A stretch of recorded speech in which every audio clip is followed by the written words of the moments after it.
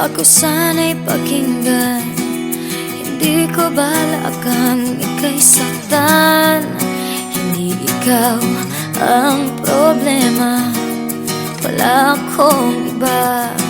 Di tulad ng iyong hinala, sarili ay di maintindihan. Hindi ko malaman ano ba ang dahilan ng pansamantalang paghingi ko ng kalayaan.